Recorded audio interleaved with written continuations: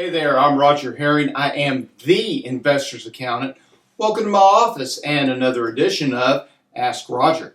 This is where you get to ask me a question about real estate taxes, high net worth taxes, wealth building, generational wealth, all these things that we love to talk about here on this channel. And hey, before we even get going, I got a free gift for you.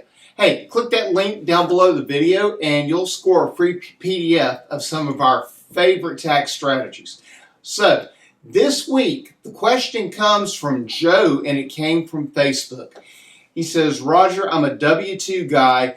I've got some real estate. Is there anything that I can do for that real estate to offset my W-2 income?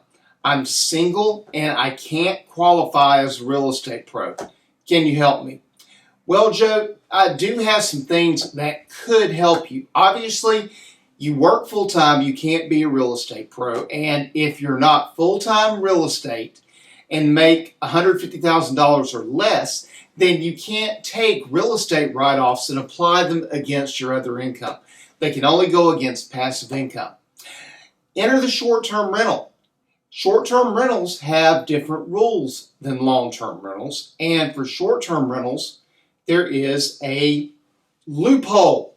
Yeah, loopholes are wonderful when you can make them work for you. So, let me tell you about the short-term rental loophole. Here we go. First, the property absolutely must qualify as a short-term rental. That means the average stay must be less than 7 days. Now, how do you figure that out? You take the total number of days rented divided by the number of different rental engagements. So if you had 150 days rented and you had 15 guests, that would be an average stay of 15 days. It would not be a long-term rental. If you had 100 days rented and you had 20 guests, that's an average of 5 days. That would qualify. So that's number one. Number two, to be in service as a short-term rental, you have to have two unique stays prior to 12/31. Now, what is a unique stay? That means a totally separate renter. Like it can't be Bob and then next week his wife Beth rents the property. No, it has to be Bob and then some other guy named Sam maybe.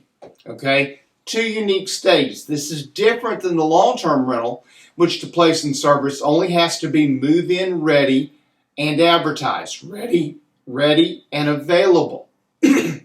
That's the rule for the long-term. Short-term, 2 unique stays.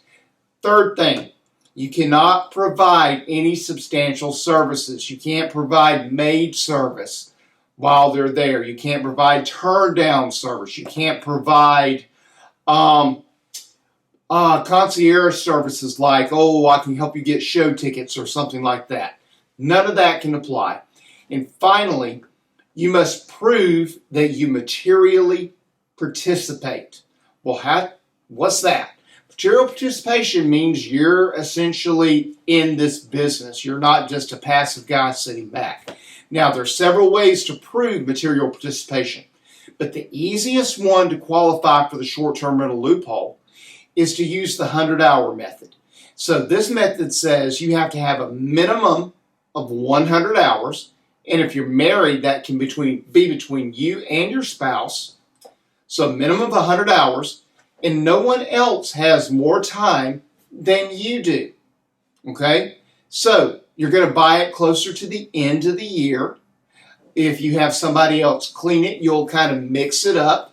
You're going to go in, you're going to decorate it and manage it. You get your 100 hours. Now, what do you get? Unlimited deductibility. You don't have to be a real estate pro, and you don't have an income cap. So, that unlimited deductibility means we now can do a cost segregation on the property and create a large loss. If you don't know what a cost segregation is, check out my last video because it was about cost segregation. All right. So let's say that you went out, you bought a $500,000 short-term rental.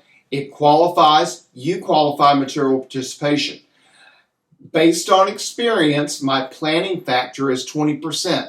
I would think you would be able to get $100,000 cost segregation, and we're going to be able to move that up front.